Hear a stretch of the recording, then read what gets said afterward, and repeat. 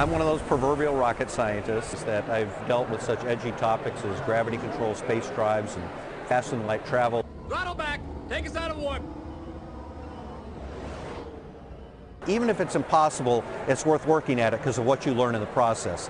You take a chunk of space-time and move it faster than space-time. The vehicle inside that bubble thinks that it's not moving at all. It's the space-time that's moving.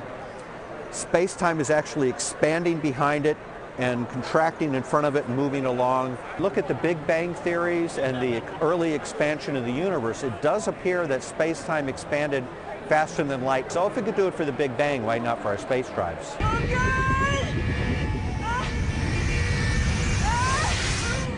You've got the idea of wormholes as a shortcut through space-time. I really like the infinite improbability drive. You are about to feel some initial ill effects as you have been rescued from certain death at an improbability level of 2 to the power of 200. We've been picked up by a ship with a new infinite improbability drive. I mean, this is incredible, Arthur. Where when you turn it on, you know, it's infinitely improbable that you're everywhere at once. And when you turn it off, you recoalesce someplace with interesting side effects.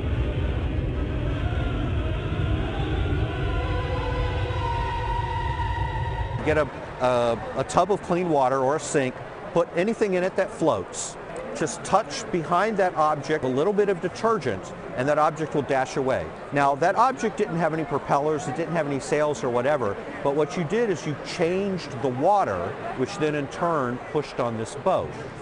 So if we find some way to alter the properties of space-time, will then space-time push on the craft and move it? Don't strap yourselves in. I'm going to make a jump to light speed.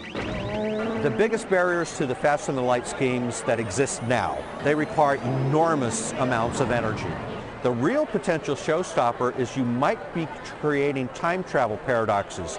You might actually arrive back from your trip before you leave to stop yourself from taking the trip, in which case you wouldn't have been there to stop yourself. Well, so you get into confusing things. Almost at once there followed the discovery of hyperdrive, through which the speed of light was first attained and later greatly surpassed.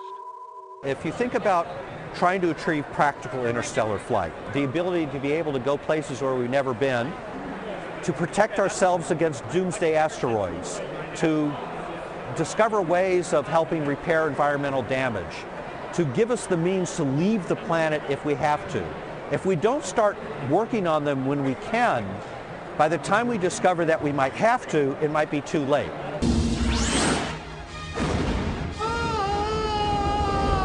I thought, heck, by the time I grow up, you know, moon bases will be there. And then Star Trek came along, and that was interesting. I think, you know, by the time I grow up, they're probably going to be wondering how to make that real, which is why I started to get into this. Little did I realize how things got held back. But the other thing I liked about Star Trek is that the crew behaved handsomely.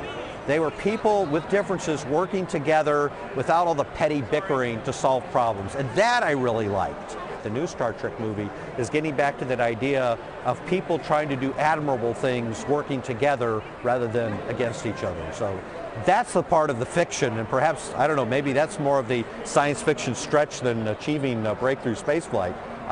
But I was inspired by that too.